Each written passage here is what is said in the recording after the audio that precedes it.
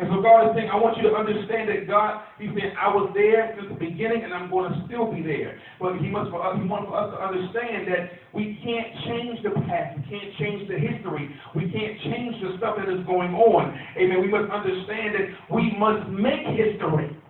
It's as simple as that. Make something happen. That's what we must understand. And so some folks, they may not be necessarily your cheerleader.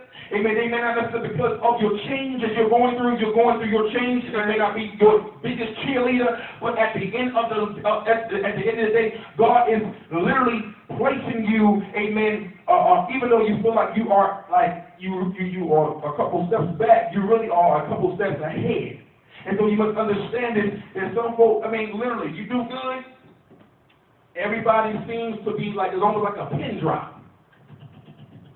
The moment you do bad, my God, it seems like it's broadcast all over America. The moment you do good, my God, you're looking for just a couple. Oh my God, boy, you're doing all right. You ain't getting it.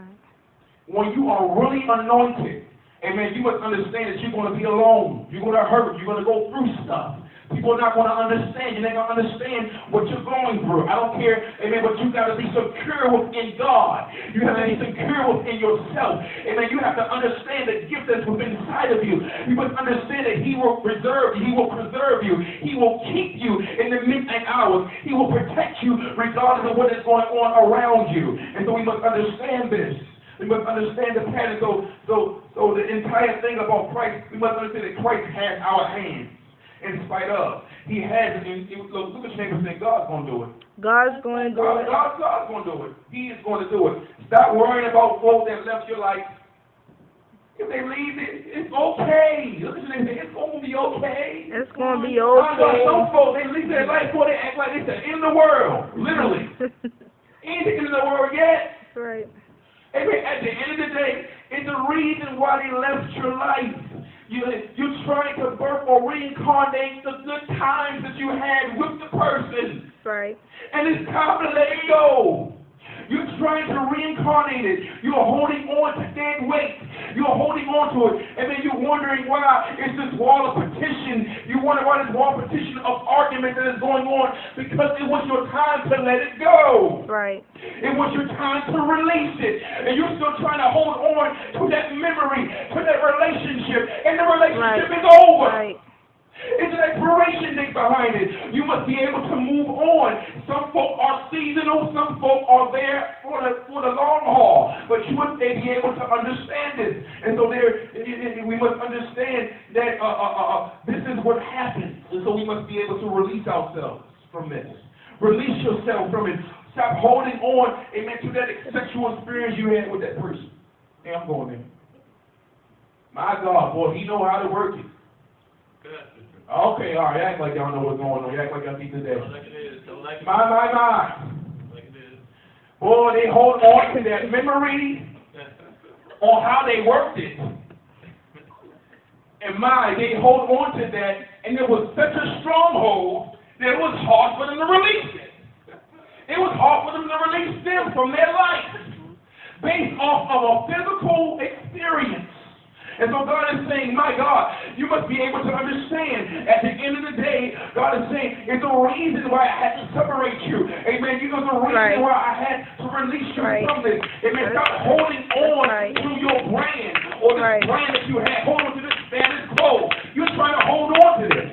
You're trying to hold on to the fact that y'all look good together. Trying to hold on to y'all have some kids together. Oh, I guess that's what it is. No, the devil's a liar. Amen. There is some better things in store. Better things in store for me. Better things in store. There is some better things that's in store for you. Amen. You got to move forward. Amen. You got to move forward. Amen. You got to know at the end of the day, it's a reason for everything. Amen. So God is saying there is a boldness before the Philippians. Amen. 1:28 is a boldness that is coming from out of you. There is a boldness. Amen. And you must be able to move with this boldness. Man, I got to do it. I know it hurts, but I got to do it. I know she said she loves me, but I got to do it. I know he said he loves me, but I have to do it. You know what I mean? Amen. You got to be able to say, you know what? I got to be bold. I got to do it. I got to step out on faith. I got to know that although you don't feel right, you don't feel good, amen, to be hurt, amen, to go through this, but I got to do it for myself. Right.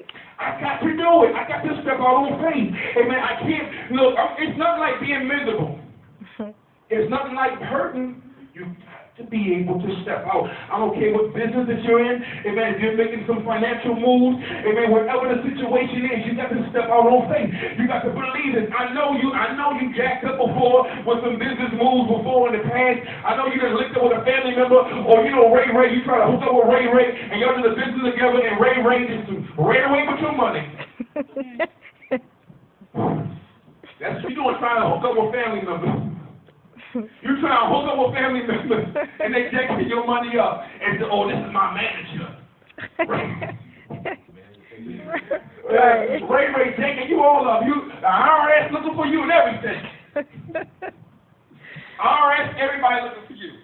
And so God is saying, no, I want to separate you, but you got to be able to have some boldness. Don't be afraid to move forward. Don't be afraid. Don't be afraid to move forward. You've got to move forward to the things that God is calling for you to do. So it's important.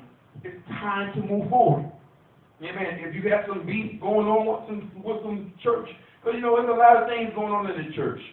Real talk. A lot of things going on in the church. My. So much. They on this pulpit. They sitting there acting like they all deep with the collars.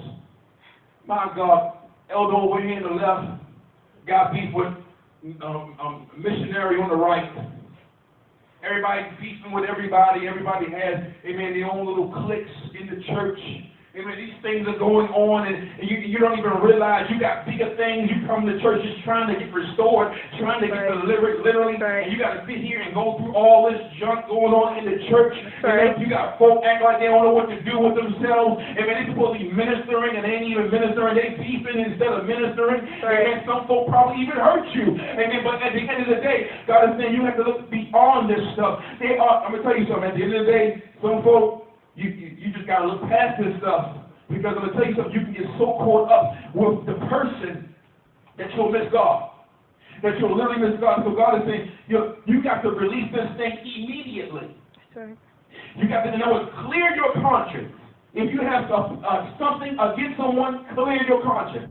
If you want to be all jacked up, God bless you. Praise the Lord. But if you really want to be free, you got to put nothing like a clear conscience. It's nothing like a clear conscience.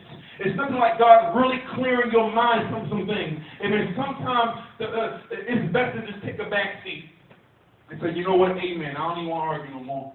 You know how folk get in arguments. Folk just want to argue about everything. Folk want to fight. Look at the neighbor says, stop fighting me, please. Stop fighting me, Stop fighting. My God, you can fight and win. What's your point? And you lose the relationship. Amen. You can fight all day long and win the argument, man, and have the last word, literally, for real. And you lost. Is it worth it? Is it worth it? No, God is saying, no, you have to use wisdom this time. Use wisdom. It's time to use wisdom. Look, use the wisdom of God. You know God. You know that thing. You know the Spirit of God is dealing with you, but you get past that and you get so caught up with your emotions that you say, forget that. I'm going to tell you something. You ain't going to disrespect me no more. You know how folk get. Yeah. Folk get all indignant. They feel like you violate my space. I'm a man. I'm a woman. You going to respect me. And all this other crazy.